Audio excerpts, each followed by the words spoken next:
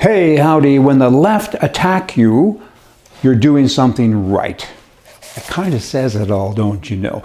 Years ago, back in 1950, a logger sold a truckload of timber for $100 and his profit is high. 1970, a logger sells a truckload of timber for $100 and his profit is less. In 1990, he sells a truckload of timber. Did he make a profit? I don't know, not very much. It was a lot less, but I guess he kind of made something. And then teaching math in 2000, a logger sells a truckload of timber for $100. His cost of production is $80 and his profit is $20. And now he's lining up with other people, going to government offices saying, help me, give me money because you take so much away from me, and so on, teaching math.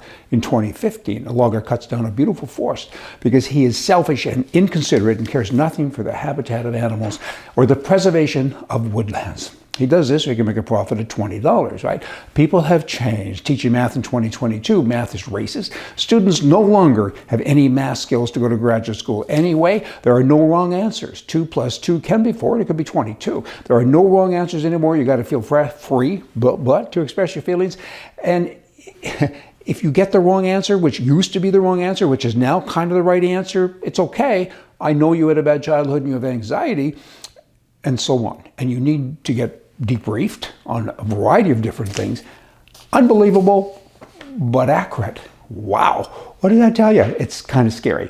You know, many people in Canada have applied for a work visa, permanent residency in the US, other forms of immigration as well. And people in the United States are doing similar things without all the paperwork to move to Republican states.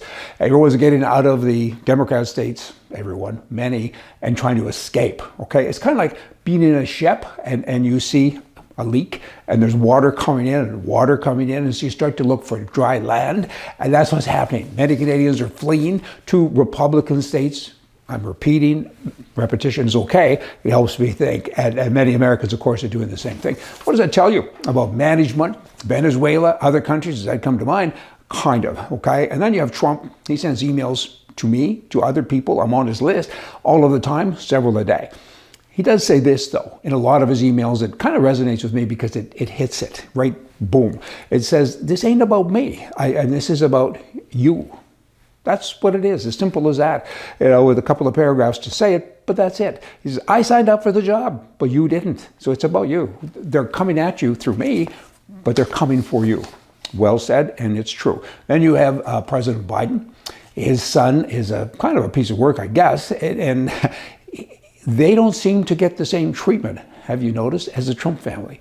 I mean, if the Trump, one of the kids, tripped, you know, they would say that he committed some kind of crime, and you know, they really chase that kind of stuff. And with Biden, there's a long list of things that his kid has done apparently improperly. We don't know that, but the list only comes from one or two media outlets, kind of like Fox and here, and I'm not real media in the normal sense, but not many people talk about it. That's the point, if there's a point. Now you have CNN Money.